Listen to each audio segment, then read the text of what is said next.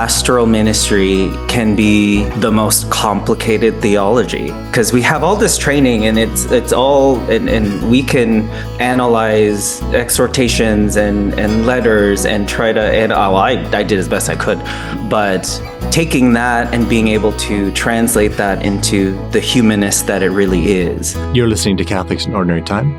I'm your host, Father Jack Bentz. In this series on church musicians, we've been hearing from a variety of people who lead music in a Catholic setting. And some are just volunteers. Some are, supercharged volunteers.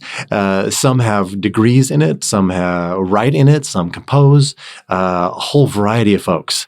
And often people start in music because it's their church and there's a need. And so they start working in that and then eventually get more and more training and more expertise.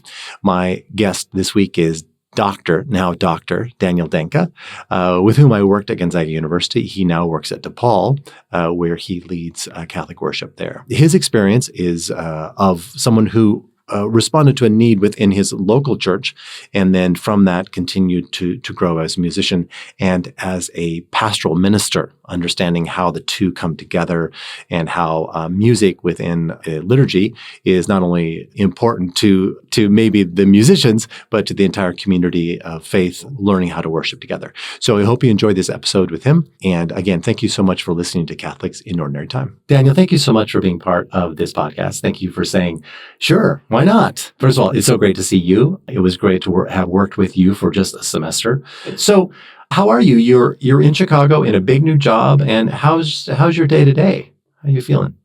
It's been quite a change. So I've lived, born, raised, educated all over the West Coast. Mm-hmm. So as you know this, Father Jack, California, born and raised, went to Loyola Marymount, and then went to grad school in Oregon, worked for the Archdiocese of Portland. Then I met you in Spokane, working at Gonzaga. So I think for me, it's just been an interesting shift. I've lived in Los Angeles and Portland, but there's nothing like living in a large city like Chicago. And I think just demographically, it's different. Even just within the Catholic sense of it, the diversity, just a lot to absorb. Prayer life is very different from parish to parish. And I think for me, I when people ask me what's the best part about living in Chicago, I tell them that I don't have to drive to work. Oh, yeah. So public transportation here has been wonderful. I am looking forward to not driving in the snow to work. But I think for me, coming from a more quiet city like Spokane to be amongst people, it's been very therapeutic. It's been very, I guess, filling. I think for me as an introvert, being in kind of that busyness and shell, you kind of find yourself in that chaos. Mm-hmm. And I'm enjoying it. I'm enjoying. I think just because of my Filipino upbringing, assimilation is just something that's part of my DNA. And I think going from, Oregon and Washington to very vibrant, loud Chicago, I've acclimated well. And I think I tell people who also ask me that I have not had a boring day. Yeah. That can be good boring or bad boring, but I have not had a boring day since I've been here. You have to opt in to be bored. Yeah, you have to schedule that. Tell me again what exactly your position is and the degree that you have that allows you to have that position. My position right now is University Chaplain for Liturgy and Music for the Division of Mission and Ministry at DePaul University. And mainly I work within the Catholic realm. Catholic Campus Ministry. DePaul is, I believe as of this recording, because I just had mission onboarding the other day. Depending on graduate student, it's the largest Catholic school in the country. So depending on graduate school admission, it's either Georgetown or us. And it's under the Vincentian tradition, so St. Vincent de Paul and St. Louis de Marillac. And as you know, I'm kind of a Francophile, so I'm totally breathing, living just the history of it. And my role is basically caretaking the liturgical worship needs of DePaul University. So I would say similar with how we work together at Gonzaga.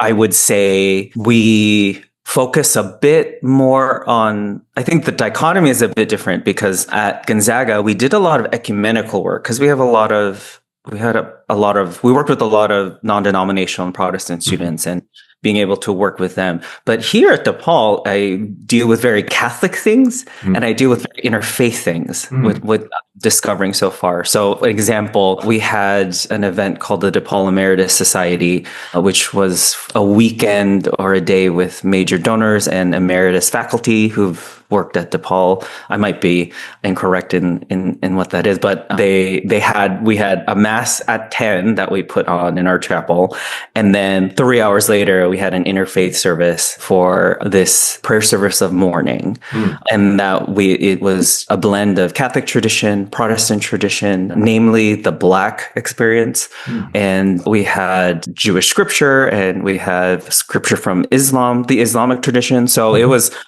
my day yesterday was just a wonderful microcosm of what I get to do at DePaul. And right now what my main project that I've been working on is I've been working on a very more student-driven mass. So there is an active parish on DePaul's campus, St. Vincent de Paul, and it is an active parish in the Lincoln Park neighborhood, and it serves the Lincoln Park neighborhood. So the Lincoln Park neighborhood I would say, is a very affluent area of Chicago.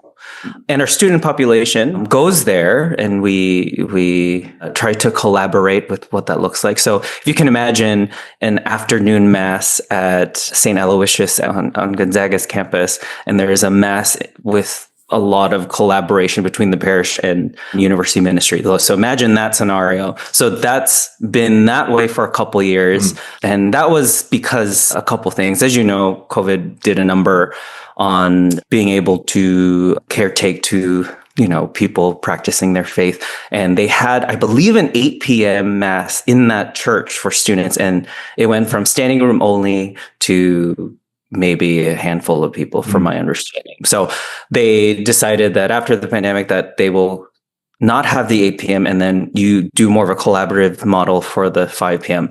And I sit in the space of the student population at DePaul is different than any other place I've ever worked at, including parishes where 51% of the population are persons of color. The majority of students I interact with are from the Latinx population. So I wanted a mass that I could form students in caretaking, curating, preparing a mass that is of the identity of the students we serve. So I would say not necessarily a mass that reflects the Lincoln Park community, but the diversity in which DePaul is. So on my liturgy council, I have someone from India. I have a couple people who are Latinx identity. I have a lot of queer students within who want to serve in the mass. And if you can imagine a chapel in Hemmingson that's across from UMid, like that's how close that student chapel is. And it's this idea of, and I love this metaphor that the Vincentians believed in, that the street is your church. So literally the chapel is just right off like the street. And I wanted to curate that. And so the Sunday Mass is very intimate. It's a 7 p.m. Sunday Mass. And I really try to do readings in different languages and songs in different languages. So it's still new. And Sunday Masses have not been prepared in that chapel, I don't think, ever. And I'm really working hard to have a Mass that reflects the DePaul diverse identity. So that's my main project. That's a long way of talking about. That's all good context. Is it a high residential or a lot of commuter students that live elsewhere? That is a new experience for me too. It is, I would say, mainly a commuter campus. I will say what I'm discovering is, yes, commuter in terms of most of the students I interact with grew up within an hour and a half radius from DePaul. So they go home on weekends. So, and they're, they have been the best at acclimating me to Chicago culture and helping me know like neighborhoods and things like that. Side note, like it took me a while to get used to this, but as you know, having lived in the Los Angeles area, the ocean is west and inland is east. In Chicago, Lake Michigan is north and everything else is south. So my first weekend, I got completely lost because I'm like, well, I go towards the water because that's kind of where I live. lost, absolutely lost. So students have been great in helping with that, but it's also, I mean, say another thing is students go home on weekends, so they're used to weekends. They'll be with their families. They'll go to mass at the home parish they grew up in, just in terms of like our context. But yeah, I would say, and the other thing too is the majority of classes, and I'm discovering this all over the Chicago area, the majority of classes are within a 4-day span. So for example, I know someone at Northwestern, they barely have classes on Wednesday, and Monday, Tuesday, Thursday, Friday is the bulk of it. At DePaul, it's a Monday through Thursday situation. And Friday, sometimes they have classes. So yeah, it's very different. And most of the students I've interacted with, they have apartments close by, or they live with friends. Yeah. So I would say, yes, commuter campus, but quasi, because they don't want to commute 2 hours home after classes. Yeah. So No, that makes they'll be within the area. sort of a hybrid. That makes sense. Yeah. So you're doing a lot of liturgy and a lot of organization right now, a lot of launching larger liturgical pieces, but you started out as a musician. And tell me how long have you been a musician? So I like to say I'm a failed piano student. My mother, I think, trying to have me be well-rounded and well-formed as a kid, wanted me to try as many things I found interesting. And I think the first thing was getting me into piano lessons. And that was, around kindergarten. And I was okay. I think I needed the discipline. I still remember the day the piano came in. I grew up, my early childhood was in San Jose, and I remember the piano coming in, and then I went into lessons. I still have those books with me today, by the way. And then I just kind of lost, it's not that I lost interest. It was, I couldn't sit still. So you name the sport aside from football, I did it. And piano was where I started, and by the time I got to middle school, I was barely practicing. I could go through my notes, because when you have piano lessons, they give you notes, and every week would say practice, practice, practice, and I wasn't. Sure. So it started there. I think that gave me the little did I know was planting a seed. And I talked to my mother and father, like I think sometimes they're dumbfounded that I ended up doing what I did, because there was no hope I was going to be a musician when I was 10 or 11. I think where it really sparked was I was involved with a children's choir at my home parish. And this was, well, I did sing with nuns, and I went to Catholic school most of my life, from kindergarten through 12th grade. And if you want to count college too, that's an extra 6 years, 8 years. 6 years. And what got to me was, I have to say that I was bullied in elementary and middle school. So that was my avenue to have an outlet. And I didn't care that it was, I don't think I cared that it was of religious nature, but I had no space to express myself. And I wasn't very good at sports. And when I did do sports, I was bullied. But when I would sing, like, who's gonna bully you when you're like singing in a choir, like, and nuns are watching you? You have to be an idiot to do something when nuns, and they were Augustinian Recollects from the Philippines, like super strict. I've had a belt shown on me in class. Like, you do not want to mess around with these nuns. So I think that was my safety, is I can express myself, I can do something kind of in community. And it just happened to be in a children's choir. So that was elementary, middle school. But I went to a parish in town, the other parish in town that was not associated with the school I went to. It's called St. Elizabeth of Portugal in Milpitas, California. And there was a director by the name of Joanne Wang. And she invited me in mid-season in terms of music terms. So I got to sing after Christmas. So I didn't get to sing during Christmas because I joined too late. But that was where I felt like I can make the connection between that musicianship can be that form of prayer. I think this is going to sound super cheesy, but I think as I don't remember how old I was, but I was really into a communion song, and I'm going to name it, and it's cringy, but I'm just going to name it. It's Communion. I think I'm 11 or 12, and I'm really into Here I Am, Lord by Dan Schutte. Oh my And God! I'm Apparently you're not the only one because I am tearing up as an 11, 12-year-old next to my father. And at that time, like, you don't cry. So I'm just like faking my way. I'm just, and I don't know if you believe it, but I was very naughty in church as a kid. But somehow that day, Here I Am, Lord, connected with me. And it's just, of course you get, I lived in a very diverse parish. So it was the Filipino Aunties Choir, and of course. and I'm just feeling it, and it continued. It continued singing in children's choir with. It's weird calling her Joanne. I still call her Miss Wang. Sure, Miss Wang. And it kind of made that connection. So And she, let's stop right there because I think that's unusual. I think a lot of people would have that do church music, start as musicians, and they go into the church and they start doing that because it's a place to play or, to give their gifts. But the actually having an experience of the spiritual within the music is kind of comes and goes. So I think that's unusual to have that early on. And then has that been kind of a through line for you? Are you still able to pray that way?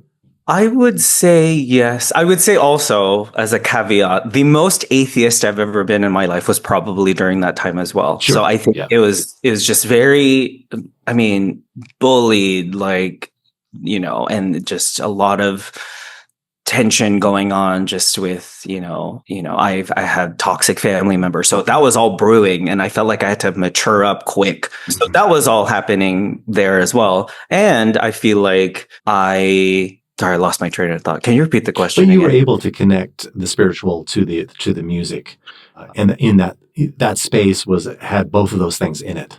Yes. Yep. Okay. So thank you. It's going to sound dramatic, but at that point, I had nothing, just in terms of really didn't have friends. I think for me, my connection to it was I felt accompanied, and of course I didn't have this language, but when you're bullied, when you feel like you have no place to land, and I wasn't very bright in middle school. I think that was because I was bullied, but I felt loved, like I felt connected, and I think me being able to recite the text and sing the text and be active in a communal setting made me feel like I belonged to something, and I made that connection young. Of course, wouldn't been able to articulate it as I do now, but I would say yes, that still carries on with me today. I went from being a music major because I really wanted to be a high school teacher,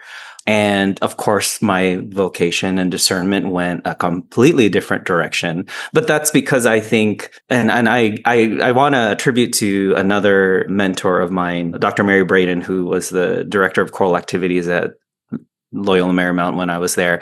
But there would never be a moment in which the musical phrasing was not reflective of the textual analysis. By meaning, so if you, I probably will butcher it, but she says, if you don't know what to do with the music, look at the text. So, and I think for me, I was formed in Gregorian chant and Renaissance motet. And what made me focus in on my theological interests is because my formation in music was very much deepened within my connection to the text.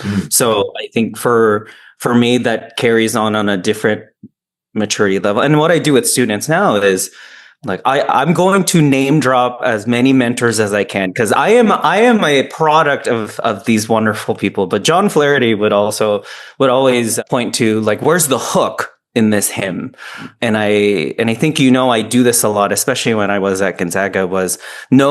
If it's a 5-verse hymn, no verse will sound the same because the text is different. So for John, it was, where's the hook? And it's normally midpoint or at the end of what's going to rally us, as Adrian Kavanaugh would say, what will rise us to our feet.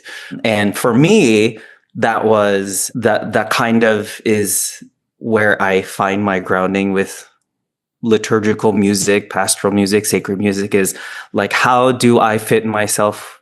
I want to fit myself in the story. And that's pretty much how that has carried on to today. I can't operate without it. And you pursued a doctorate specifically in hymnology, is that correct? Pastoral music is the name of the degree. Shout out to Dr. Michael Hahn. He was my thesis advisor, but it was a lot of analysis on the idea of community music. So a major aspect of that was hymnody and hymnology. It's for me, those words are like there, and there. I know I'm using one of them wrong. I'm gonna take my degree. It's okay. But it's the study of hymns. And as nerdy as it sounds, there is a structure and a beautiful chaos to it, of this idea of there are hymn texts that have been banned by the USCCB. There have been hymns that won't be allowed to be sung in particular parishes and churches. And there are composers who we can't sing because of either their identities or because of their views on social justice. So it's a lot of that. And like, I really tried to do this, especially working in a higher ed setting, but how does the mission move forward with this ministry? Mm-hmm. How does music ministry speak to calling us to action? Because it can't just be being preached to. It can't just be rallying. I think one of my life's purposes is, how does this ministry move people forward? How does it include people? How are people seen in it? So and I think the other thing too is I discerned a lot of programs. And I think the selfish one is I have a master's in music and I have a master's in theology. And, a lot of them, I looked at the doctorate sacred music route, and that was a lot of them were like, you had to have residency, like you had to move. And I kind of didn't want to do that. Like there were a lot of demons, a doctor of ministries that were of interest, but I felt like I needed to find a way to combine the two. And then there are a couple of programs that fit the bill. And one of them was Perkins School of Theology at Southern Methodist University, which I find funny. It's a Methodist university in a very ecumenical setting. And half the students classmates I had were Catholic. Sure. So so I've found pieces of myself within our community. It's beyond a cohort. We're still friends today. And it really gave me the discipline to think outside of a structured box. And you know this for sure, Father Jack, is that pastoral ministry can be the most complicated theology, because we have all this training and it's all, and we can analyze exhortations and letters and try to, and I did as best I could, but taking that and being able to translate that into the humanist that it really is, that's where my studies in hymnody or hymnology and music come into play. Is, okay, I know all this information. How do I translate that with this God-given gift and this ministry I'm so passionate about? And how do I move a people with pastoral music, with liturgical music? So that's where the connect is for me. Yeah, and so you're working in a university setting now, and you have been before, but you've also worked in parishes, just straight up parishes. And I think I remember that you had worked at St. Pius in Beaverton, I think. Is that actually in Beaverton? It's in Portland. It's northwest Portland. In Portland. And tell me about what was it like to work to lead music in a parish? Like, what is it that you loved about it? What is it that was a constant struggle that you think is, maybe it's particular, but there's also some commonalities to all parish jobs? I would say I found a lot of joy doing that work. So, and I'm going to name it where I finished my program at Western Oregon University and I just needed a job. Sure. I just needed a job. So I thought, okay, I have this master's degree. Like I remember, I think Indeed wasn't a thing at the time, but it was okay, what's available? Because these loans start kicking in and I need something. So I thought, in all the grandeur, I'm like, that perfect high school job will be available, or I'm moving back to California and using it. But the people who gave me my first shot after grad school was St. Matthew in Hillsborough, which our mutual friend, Eric Martins, used to work at.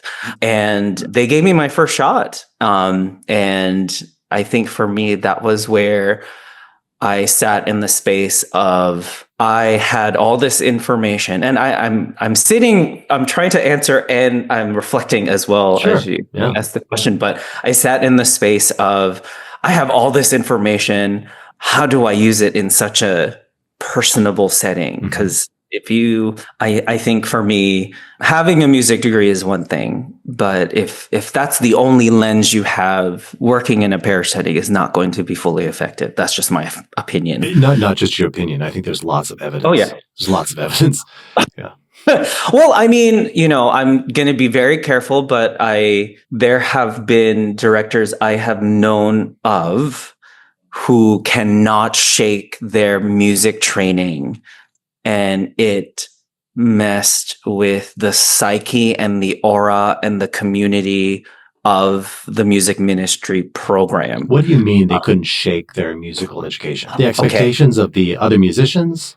They thought only in, okay, you can only do this song because this document said this and this according to this letter written in 1570, like we can't do that. So it was a lot of they couldn't shake off the doctrine. And I'm not saying it's wrong, I'm saying it's, when it comes to working in a parish, they're hungry for something in a deeper meaning. I mean, this, the gathered people is a very much an important aspect when it comes to community worship and into the aspects of Mass. So if they don't see themselves within that, you're not really building community. So they get lost in the hoopla of being educated, which, I'm guilty of sometimes. Like there's an aura of arrogance that I think I had to, I shook off pretty quickly, just because St. Matthew had a huge Latinate population. So,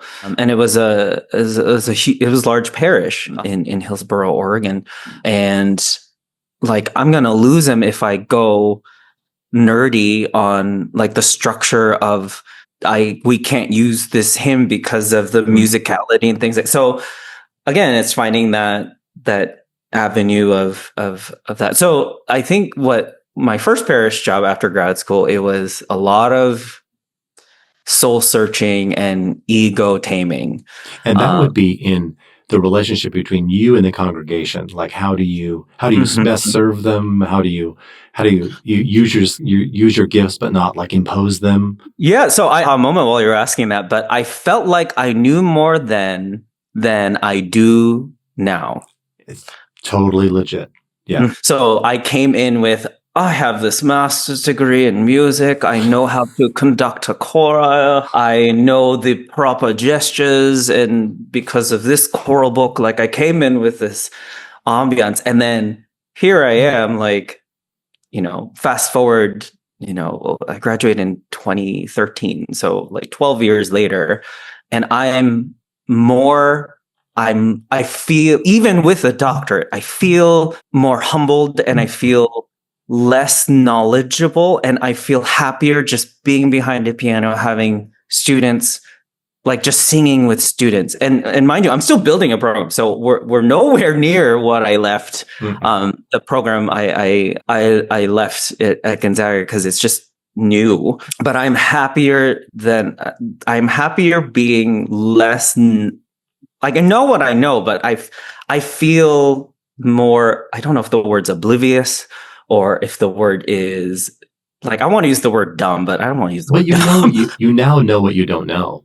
Yeah, and I like that I don't know a lot. Yeah, you're just like, there's a lot to know. Yeah. And being in a newer setting gives me that that energy of like everything around me is new. So I think that's where you're catching me at during this interview. So yeah, so did that and then worked at St. Juan Diego, which was a fairly new parish in the Portland area. And then I feel like my sense of dreaming was just not as big as it was, but I was just so happy when people gave me a shot. And I would say my biggest shot was St. Pius X, because here was, at the time, I believe it was the third largest parish in the archdiocese. It was a full-time job. And as some of, maybe you might get this from other music ministers, but when you're starting out, you hustle. Like I taught K-8 music. I cantored at this parish. I was a part-time music director, and you were happy when you got benefits. Like, oh my gosh, like when you got health benefits, that was an exciting day. And then going to St. Pius X, it was a full-time job. They appreciated that I had a master's degree. I had at that time. And I did parish stuff when I was in grad school, and like I worked in the Diocese of San Jose and the Archdiocese of Los Angeles. So I had this background, but it was the shot that was given to me was, I want all of it. Like, I want you to take everything you learn and put into practice here. And I think the other, I would say the tide turned when I'm 3 months in. I started in January. We're in Lent season. And the business manager at the time was put on unpaid leave due to allegations of embezzlement.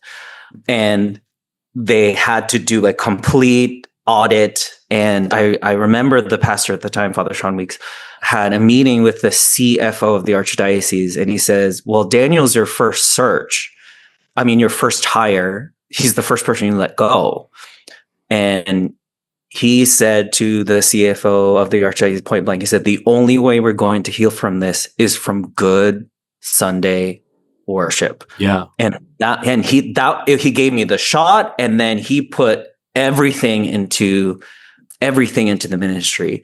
And actually moving forward, that continues. I would say that continues to today. They did pretty well during the pandemic because they invested in what he called the Sunday experience. So yeah. And I think for me, when the job opportunity came up at Gonzaga was, okay, I have this energy. I was 28, 29 at the time. And at the time I was in the theology and leadership program at Gonzaga, and it's hybrid. So a lot of it was online, and then you had you met with your cohort. And my mentor, Tony Alonso, texted me out of the blue. And I remember that day very vividly because I put a hymnal in the shelf. Like I was cleaning my office for a weekend or something. And like, I remember, like, I thought, if I got hit by a bus, I think it will be fine. Like, I think what I left with will be fine. That feeling, immediately after that feeling, I get a text from Tony just saying, hey, how do you feel about moving to Spokane? And I said, well, I don't really need to. It's a hybrid program at Gonzaga. I don't really need to. And he said, no, it's not a matter of grad school. It's my position, which was assistant director of liturgy music at Loyola Marymount for campus ministry. He said, my position at LMU is open at Gonzaga, and you should consider applying. Breath within 3 hours later, John Flaherty sends me that memo, and then that opening. And then I think Kate Williams forwarded it to a classmate of Kate Williams, who forwarded it to someone else, and who forwarded it to someone else. So I was getting forwarded a lot of this information of this job is open. And I thought, okay, well, at that time I was pretty happy. Like, I was in a very good relationship. My parents decided to retire in Portland. I, had my home in the area. Like, I was content. Like, I thought I was going to be there forever. And I remember I thought, I'm going to do it. I'm not going to get the job, but at least I will feel like I tried. Like, as long as, like, I won't look like, when I go to my commencement mass, when I finish my master's degree, I'm not going to look like stinky-eyed at whoever they hired. Like, I was free to leave it. Yeah.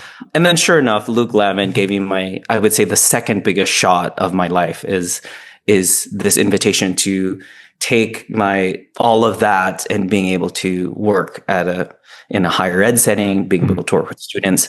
And yeah, so that's how it all kind of translates. Cool. And it's working in a parish, and maybe because you did this kind of coming up, it was always part of the gig that you were leading volunteer musicians and a whole variety of parish members, Filipino aunties to start with, but that's not the end of it. Like how do you like that dynamic? Is it a good part or just kind of like a necessary evil, rather than you'd rather just have some professionals and be done with it? Or how do you think about that? My first gut reaction to the question is, you name a characteristic at a parish, I've worked with him or them. Like you name it, I've dealt with it. From angry all caps emails of why they couldn't hear the violin, to an angry message saying, why is that piece written in 2 languages, primarily Spanish?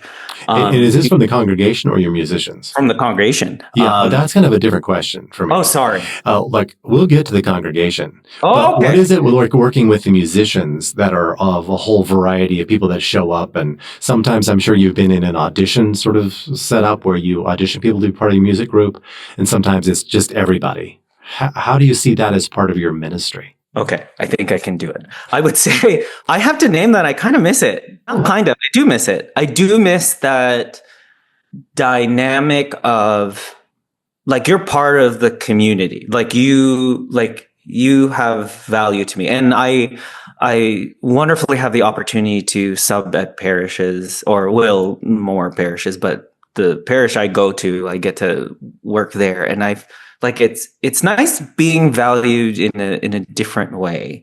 Not that I'm not valued in the higher ed setting. It's a different kind of, and when you get that from someone who you're mentoring and forming, that's one energy. But when you have someone who going to a parish is not mandatory. Going to church is, we have our Sunday obligation as Catholics, but being more active is not a requirement. So they're just grateful to be there. The second thing I thought of was I like that dynamic because I would say the only time I pretty much turn on my ego, and I can thank all the Marys of my life, Mary Carroll and Dr. Mary Braden, is I treated them as professionals from the get-go. I think I got more casual, quote unquote, when I moved into a higher ed setting working with 18 to 22-year-olds. But I think that's where I would have to name that when I run rehearsals, especially when it comes to settings in which the majority of people you work with are older, is you sell them with your musicianship. And when you treat them like that, they buy into it. So I would say that dynamic is something I miss, just because they felt like a professional chorus. Now, they might not have sounded like it, but I think, at Gonzaga, like half of them are music majors. So of course, like they're bought in already, and they just want to do a good job. And in some cases, they just want a place to find the connect between their degree and their spiritual experience. But I would say it taps into a hungriness they don't know they have, and being able to curate a space for that within their musicianship. And mind you, the other thing, Father Jack, is a lot of them don't know how to read music. Sure. A lot of them are just there for community. And I think that's very different. And again, when you treat them like the professionals they are, and I'm not like, it's not, I'm not saying it nominally. Like I remember there was one, I think my first year at St. Pius X, there were a couple of people who lived in retirement homes, and there's a bunco group. I don't know what that game is, but they just said, I talked to someone in my bunco group who basically said, like, boy, Daniel knows how to whip us. And so I took that, like, I took that as a point of pride, and they showed up. They showed up every Tuesday night, except when it snowed, but they showed up. And I think it was because I offered them an avenue, and I liked that. And I think that's why I was a voice major at LMU. And I remember the turning point for me was I did an opera program in Rome, and I hated the people not like that sounds dark, but I hated the energy. There's the word. I hated the energy of the people because it was so cutthroat. Everyone was judging each other's not even their personality, but it was their musicianship. And we're all like undergrads just trying to find our way into this field. And I thought, like, boy, if this is the energy people have to work with, I don't want to be like an opera singer. I don't want to even be in the chorus here. So I think that shifted when I did choral conducting because it was about them. It wasn't about me. And I think that carries, not I think, it did carry doing parish work because it was like, here at my disposal is like, I get to be a gateway for them to experience the divine in a different way. Yeah. And I like that. I like that a lot. Oh, that's cool. What is it that the congregation usually misses about the musicians and the music leader? Like, what is it that they're usually they struggle to see what's going on? But how does that work? And maybe sometimes it eventuates in emails in all caps, but just in general, like. So first thing I'll say is I think it's fitting because I now live in Chicago, but Oprah Winfrey would say love is in the details. And they don't see it, but they experience it. So I tell them, I think it's hammered with me in undergrad and grad school for music is the attention to detail on vowel formation, where to put consonants. Could go on and on. Like if it was written in this time period, there's an expectation of artistry and musicianship from that era. And then if you do a hymn that was written, and that was, if you sing this hymn a la Protestant tradition, you follow a particular dynamic for me. Like there's a ton we could do all day on, but they don't know that. Like the congregation is first and foremost, if they are not called to participate with us, I'm not doing my job. And I think that's what deferred my vocation from going the high school academic route. Like I still find joy in teaching within the liturgical frame, but my job is to serve the community that gathers and to give them a space to participate in the liturgy. And this, Father Jack, like why I'm particular about a welcome is because it gets them comfortable to sing off key next to the person next to them. So it's all these, I would say the congregation doesn't know all of these nuances. They just know how they feel after, right. Whether it be positive or negative, but I don't work on those feelings, but I want to give them an opportunity to express themselves or find something about themselves by that the hard work of the ensemble does, that I allow them to do it. So I think I always say this, like professionalism goes out the door at the welcome. So like I'll be like when I ran rehearsals in at St. Pius X, I would be on them. We have this small window between masses. I'm getting them for every T and S, for every vowel, every verse, like what is different here. Like from the Tuesday rehearsal to Sunday, like I want to make sure we did everything we could do. And when the welcome starts and that sign of the cross starts, like I have to let it go. And I want them to let it go. So they don't know that, but they do know how they feel. And I'm not telling them how to feel, but they do know how they personally feel. They know something about themselves after they have participated in a well-rendered hymn. If that's the relationship that you're trying for with the congregation, what's the experience of, I mean, you have some experience, you don't have the entire, you can't speak for the entire world, but musicians or music leaders within the staff for a parish or within, vis-a-vis leadership. And some of that is money, like how our people are paid or not. Is it your experience that the Catholics are still lagging behind in the experience of worship because they're not paying their musicians? Because that's kind of just a standard complaint that, well, the Protestants pay their folks and the Catholics don't. Do you think that's true across the board? I wouldn't say that's true across the board. So I would say my first gut response is I have to be very careful.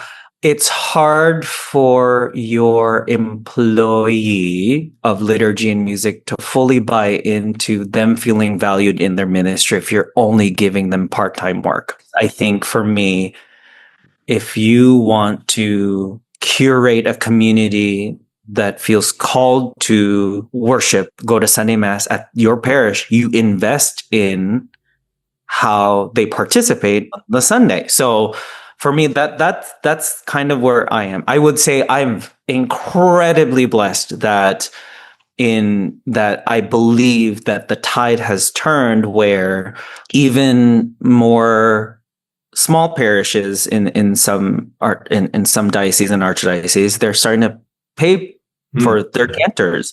And I think for the most part, and I'll speak for myself, like it's never about the money. So it's about being valued in the scheme of things. So, I remember talking to a colleague at Gonzaga who says, I just don't know why we pay for the guitarist at commencement mass. And I went, I I said in the space of, well, if we're going to pay someone to, to welcome people at a welcome desk, like that, to me, it's the same thread. So John Flaherty, I'm going to quote him, but he says, we serve but one ministry, and that's the ministry of hospitality. So I think that has to carry with how you treat parish staff, because this about me, Father Jack, is that until my dying breath, I believe that music ministry, liturgical ministry, is not an accessory to a church's mission. It is essential to the mission. So if they're essential, you pay them as if they're essential. And you give them directorships. You give even the cantor who comes out of the woodwork once a month and she's maybe off key a bit. It's, I'm going to sing louder, cantors like that. I'll sing louder from my pew. And yet you give them a sense of okay, you value me in the wholeness that is a parish. And you know this about, you have a business manager and you have a pastor and you have a thing. So like, not only does the pastoral side of a parish value, but even the budget the budget things, the budget aspects of a parish value me. So I feel like, even cantoring, even like $25 isn't a lot, but you're telling me that, oh, okay, like this parish wholesomely appreciates what I have to offer. Yeah. So I hope that makes sense with what I'm trying. It does. It makes sense to me because we're on the same page about that. And I think that's terrific. And when you say the money, it's not about the money, I totally get that, because it's about the value that the money stands for. And that's how it works in all sorts of areas. So why wouldn't that be the case in churches? Why wouldn't that? We're the same human animals who appreciate value in the same way. And these are the markers we've all agreed upon. We suddenly don't have those markers when it comes to musicians. We just have to be told, oh, I value you. Okay, well, cough it up. Because that's how value is expressed. And let me tell you, I still remember to this day, Father Jack, when I received my first check. Yeah. And it was at a funeral and I think I was 6th, 7th grade, and they just wanted like one song done. I think it was playing piano or singing, but I remember getting $25 from this family that just wanted that one piece. And I still remember that to this day. I was not even, I couldn't even drive at the time. Like I remember my aunt or my mom had to drop me off at the church. But, I'm not trying to toot my own horn, but that made a difference to what I do today. That's a big deal. It's a big deal. Yeah, it is a huge deal. As we finish up our time together, which has been great, and we could add another hour. What's your favorite song? What's your favorite? I know the Taylor Swift album came out, so we'll put that aside. Because I'm a huge Taylor. Like if your listeners are watching my screen, I'm a huge Taylor Swift fan. We'll put that aside. We'll put Ophelia over there, and I won't answer a Celine Dion.